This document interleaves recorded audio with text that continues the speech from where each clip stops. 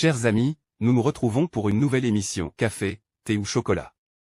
Au programme aujourd'hui, Monsieur Orchidée qui va nous parler de sa passion et des différentes techniques de culture. Bonjour Michel, Bonjour. Vous êtes donc passionné d'orchidées. Oui, Parlez-nous-en. je fais partie d'un club dans la région de Tournai. Je suis ce qu'on appelle un orchidophile, donc qui cultive, qui collectionne les orchidées. J'en ai actuellement 65 chez moi, de toutes espèces et d'origines différentes. Ceci est ma Bible. Le groupe des orchidées contient 25 000 espèces et 865 genres. Le nom vient du grec orchis qui signifie testicule. Elles existent depuis environ 75 à 86 millions d'années. Il y en a 3 sortes. Les épiphytes, donc ils vivent en symbiose avec les arbres, à ne pas confondre avec le gui qui est un parasite. Il y a des lithophytes, donc elles se développent sur des terrains calcaires. Elles profitent de la mousse pour nourrir les racines et tout ça. Il y a des terrestres, il y en a en Belgique, une 60, 80, je ne sais plus exactement. Alors on en trouve partout, sous tous les climats, dans toute la planète, sauf où il y a de la glace, bien évidemment. Il y en a des froides, des chaudes, des tempérées froides, des tempérées chaudes. La plus connue de tout le monde, c'est la vanille, qui est principalement cultivée à Madagascar. La vanille, c'est les 2/3 de la fabrication mondiale de vanille. Quelles sont les variétés les plus couramment achetées? Très bien. Voici un exemple. Malheureusement, elle n'est pas en fleurs. C'est ce qu'on appelle un phalaenopsis ou orchidée papillon. Moi, je l'appelle l'orchidée à feuilles plates. Alors, le positionnement dans la maison, c'est sur une fenêtre ensoleillée, mais avec le soleil du matin ou du soir. Soleil du midi, il faut un voilage. Les feuilles ne doivent pas toucher les vitres. L'arrosage se fait toujours avec de l'eau de pluie, principalement. Celui qui n'a pas d'eau de pluie, il peut, la veille d'arroser ou de bassiner, récolter de l'eau du robinet et laisser de fait partir, s'évaporer le chlore. Les soins à leur apporter, les maladies les plus courantes, Malheureusement, celle-ci, on en voit un petit peu. La plus courante, c'est quand il y a comme de la glu ou qui colle, ce sont les cochenilles. Les cochenilles, ça se remarque par un produit collant sur les feuilles, comme on voit ici, luisant. Et si on regarde bien, les toutes petites trucs blancs, ce sont des cochenilles vivantes.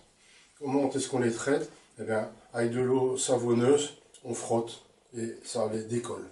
Et le savon, en réalité, recouvre la carapace de la cochenille et la tue.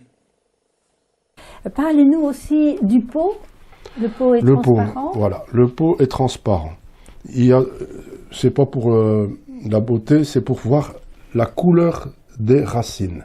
Quand une racine d'orchidée phalaenopsis est verte comme la couleur des feuilles, on n'arrose pas. Quand elle est toute blanche, on arrose. Alors, est-ce qu'on arrose ou est-ce qu'on bassine? Voilà. Arroser, vous prenez de l'eau à température ambiante, vous arrosez. Le bassinage, vous mettez l'eau dans un bassin, vous prenez l'orchidée, vous la plongez dedans pendant un quart d'heure, et puis vous laissez égoutter sur un support X pour que les racines sèchent. Et on doit faire ça combien de fois? Ça dépend des pièces. Moi, je suis en plein nord, donc j'arrose pas si souvent que ça. Tous les 15 jours, mais si on chauffe plus, il faut arroser plus. Faut-il mettre un cache-pot? Le cache-pot, pour madame, chez moi, elle aime bien que je mette un cache-pot parce que c'est plus joli. Seulement, comme je lui ai dit, on ne voit pas les racines. Alors, qu'est-ce qu'on fait? On ressort le pot du cache-pot, on vérifie les racines. Elles sont vertes, on remet et on voit la semaine suivante. C'est suffisant. Ah, jamais plus qu'une fois par semaine? Ah non, pas plus, sinon vous allez faire pourrir les racines. Alors, faut-il mettre de l'engrais? Ah, bien sûr. Il faut mettre de l'engrais une fois par semaine, à l'équivalent de 1 gramme par litre pour toutes les orchidées. Les cymbidiums, c'est des grandes orchidées dans des pots très hauts, avec des grandes tiges avec plein de fleurs. Et là, c'est les cymbidiums qu'on trouve en jardinerie. Il faut 4 fois la dose des autres orchidées. Que faire aussi après la floraison? 3 écoles. Donc ici, c'est un exemple. Donc les canons ont défleuri. J'ai laissé pousser les futures fleurs. Quand elles fleuriront, elles seront plus petites que les originales. Maintenant, la deuxième école, on compte le nombre d'yeux. Au troisième, plus 1 cm en coupe. Et ça, ce que je vais dire ici, c'est valable pour toutes les orchidées. Quand on coupe, on prend un morceau de charbon de bois et on cautérise.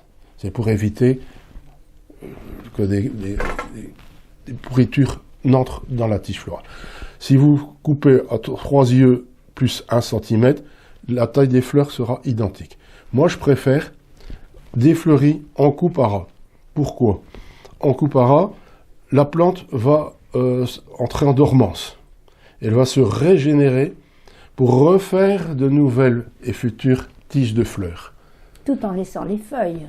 Ah, on ne touche pas aux feuilles. Maintenant, quand on coupe, on enlève les tuteurs. Parce que c'est pas joli. Et en plus, si on s'abaisse, on peut se blesser à l'œil. Voilà. Et alors les cymbidiums, c'est une autre variété? C'est une autre variété, oui. Plus facile à cultiver? Alors, disons que si on veut la voir en fleurs, il faut suivre le conseil que je vais vous donner. On attend les seins de glace, donc au mois de mai, 11, 12, 13, si mes souvenirs sont bons. On les sort à la cour, à tout vent, toute pluie. On met de l'engrais. C'est x4. C'est 1 gramme par litre. Et là, c'est 4 grammes par litre, toutes les semaines. Et à la cour, jusqu'au début des gelées, si vous ne faites pas ça, il n'y a pas de floraison. Maintenant, ça ne veut pas dire que vous en aurez. Mais vous verrez des futures tiges, soit florales, soit des futurs bulbes. Alors, comment reconnaître? J'ai une future fleur ou un futur bulbe? Ben, c'est facile. Si le développement est comme la main, plus ou moins plate, ce sera un nouveau bulbe. Si c'est rond, ce sera une tige florale. Vous pouvez en avoir 1, 2, 3. Est-ce que vous avez d'autres conseils à donner aux particuliers? Dans une maison, qu'elle soit orientée au nord, sud, est, ouest, tout change. Donc si vous faites différemment de ce que je viens de dire, continuez. Mais si vous n'y connaissez pas grand-chose, faites comme je dis. Maintenant, on va me dire « Oh, mais l'orchidée ne fleurit pas, je vais l'acheter à la poubelle. » C'est ce que beaucoup de personnes disent. Ben, qu'est-ce qu'il faut faire? Vous la déplacez dans un endroit plus frais possible, 15 degrés maximum, et vous diminuez les arrosages. Elle va souffrir et elle va déclencher les futures tiges de floraison. On ne rempote jamais une orchidée en fleurs, sinon la floraison, elle s'arrête immédiatement. Ça, c'est certain. Ça se fait tous les 2-3 ans. Et au printemps. Alors, faut-il agrandir le pot ou pas? Alors, ici, certainement pas. Une orchidée aime bien être serrée. Si elle déborde, on veut changer de pot, on mesure le pot et on prend 1 cm de chaque côté en plus. Pas plus. Et quand on rempote, on dépote, on bassine la veille. Le lendemain, on prend la plante, on la sort dehors, on jette le substrat, on lave le pot, si on remet dans le même pot, on remet un peu de terreau. Je vous présente un peu le terreau que moi j'utilise. Le substrat spécial orchidée. Spécial orchidée. Vous en mettez un petit peu dans le fond, vous mettez la plante avec les racines. Si vous en cassez une, c'est pas dramatique. Et puis vous bourrez avec le terreau spécial orchidée jusqu'à presque à ras comme ça ici. Ouais. Et voilà, et c'est terminé. Mais quand on dépote la plante, on vérifie les racines. Si les racines sont tout à fait molles, on les coupe. Si elles sont dures, on les laisse. Mais tout ce qui est mou, tout ce qui est pourri, il faut éliminer. Et puis, vous la laissez tranquille pendant 2 semaines. Vous n'arrosez pas. C'est pour ça qu'on arrose la veille. Vous n'arrosez pas, il n'y a pas de problème. Et après 15 jours, on reprend tout doucement les arrosages. Le soleil brûle les feuilles. Donc attention, Donc, pas en plein sud. Pas plein sud le midi. ou alors avec un léger voilage. J'ai déjà eu ce qu'on appelle des gousses.